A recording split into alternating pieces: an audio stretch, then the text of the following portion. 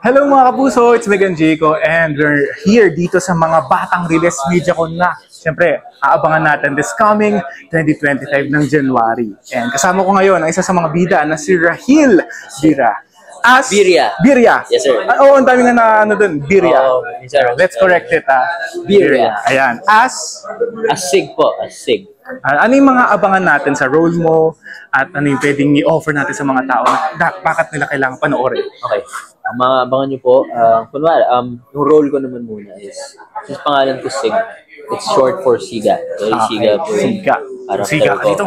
Oo, Siga ako dito. And binubuli ko sila, Miguel tsaka si Tonyo. Para very aggressive akong tao. Pero sa dati ka naman, very vulnerable ako. Okay. Parang sinisisi niya rin kasi ako sa pagkamatay ng nanay ko. Pinanganak kasi ako namatay ng nanay ko. So, growing up, lagi ako ginugulpi ng tatay ko. So, vulnerable sa kanya, pero sa labas, aggressive akong tao. At marami po kayong abangan ng action at drama. At marami po kayong matututunan doon, for sure. Kaya sana abangan niyo po yun. And can I just say, nasa personal, grabe, mas gwapo siya. Sa personal, tingnan mo, grabe. Look at his face. Grabe. Ito, magkakaalaman na kung ano ang favorite ni Rahil sa mga all-time Kapuso action adventure series. Okay, so let's start with Mulawin o Raven. Mulawin o Encantadia. Encantadia o Mahika. Encantadia o Captain Barbell. Encantadia o Darna. Darna or Asian Treasures. Darna o Joaquin Bordado. Darna o Lupin. Darna o Voltes 5. Action kailangan mamili. Action Voltes 5. Voltes 5 o Cain at Abel. Voltes 5 o alias Robin Hood. Voltes 5 o Lolong. Voltes 5 o Black Rider. Ito, Voltes 5 o mga Batang Riles. Dito na yung bilang ng Voltes 5. So, mga Batang Riles. Yes, sir. At yun ang aabangan natin next year sa opening salvo ng GMA Prime. Siyempre sa Batang Riles, mainit, diba? Mainit sa Riles, muulan. Yun lang, no? Pero siyempre kapag nasa Riles ka, mainit. So, kailangan natin ng mga burning questions. Oh, no. Ayun. Ayan. If given a chance, sinong Kapuso star ang gusto mo ka-work at anong genre? Top of mind. Sige, top of mind. Siguro si gusto ko mga trabaho si Kuya Dol. Nakatrabaho na si Ate Marian sa Balote. Gusto ko na nakatrabaho si Kuya Dol. Which by the way, congrats sa Balote. Kuya Dol, anong genre? Siguro, parang pamilya kami ng drama, tapos family problem, tapos mabigat, mga family secret, mga ganun. Parang Seven Sundays. Parang ganun. Ito naman, Kapuso star na gusto mo maka-work. Kapuso star. Kapamilya. Kapamilya? Naman, oo. If given a chance. Ang kapamilya star na gusto ko makatrabaho is ang dami. Skip na lang natin. Hindi. Sige, last na lang yun. Okay. Sige. Artista na starstruck ka. Kaya Ate Marian, gulat yun. Grabe, balot. First time namin nakita ni Will, first time ko siya makita. Iba talaga ang beauty ni Miss Marian Rivera. Ano pa yung hindi alam ng mga Kapuso viewers sa'yo na pwede mong i-share? Like, secret talent, nagagalaw mo yung isang mata or pelikula, gano'n, or what? Siguro hindi nila alam is sumali ako sa amateur boxing tournament. Nagba-boxing ko. At what age? Pero number 1 sport ko basketball. Pero netong September 1 sumali ako sa competition. Pero ngayon bawal muna kasi baka daw sumuka ko. Grabe, very sporty talaga ito, no? Ito, bonus question, no? Since my followers are asking about SB19, have you met them? Interaction ka pa sa kanila? I think nakita ko sila once, pero hindi ko sila had never interacted with them. Pero sobrang hanga ko sa kanila. Sila ang nagpalaki sa mundo ng K-pop dito sa akin. Do you think they can get, like, worldwide? Of course. Marami ng ibang bansa na nakikinig sa kanila and they made our Philippine entertainment industry bigger. Dahil dyan, Gento. Yun, last question. Masasagot pa ba yun? Kapamilya star. Kapamilya star na gusto ko makatrabaho is si John Lloyd or si Derek Rosales. Oh my God. That would be I'm sure marami pang matutunan sa kanila if to be able to work with them. At dahil dyan, invite our viewers. Okay, mga kapuso, sana po abangan nyo ang mga battle release this January 2025 na po yan. Sana po supportahan niyo po kami. Yes. Thank you, bakbakan na. Baka na. Thank you po. Sino ang mahilig makipagbardagulan daw sa inyong lima? Sagot.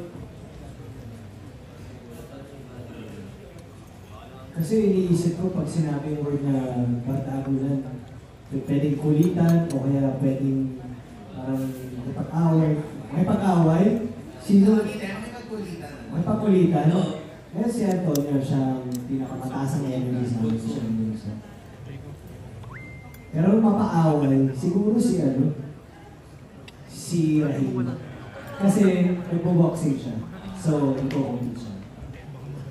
Pero coming from that, ano yung mga bonding moments na lagi na ginagawa ka sir? Kasi syempre kayong lima yung madalas talaga ng mga characters.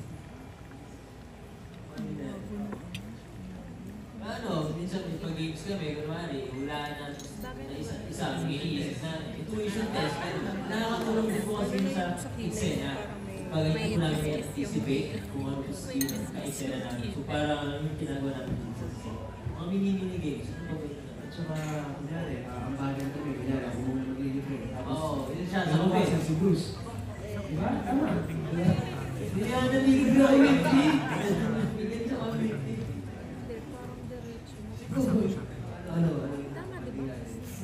Wow, parang wala kapag Kaya sa akin, para sa akin, yung bonding pagka nagkikwento kami ng mga experiences namin. Halimbawa, experience namin ni Miguel sa Running Man, kikwento namin sa kanila. So, very oo na, nag-curious. So, doon na, parang yung kwentuhan, yun yung talagang nilook forward ko palagi kapag nasa tent kami.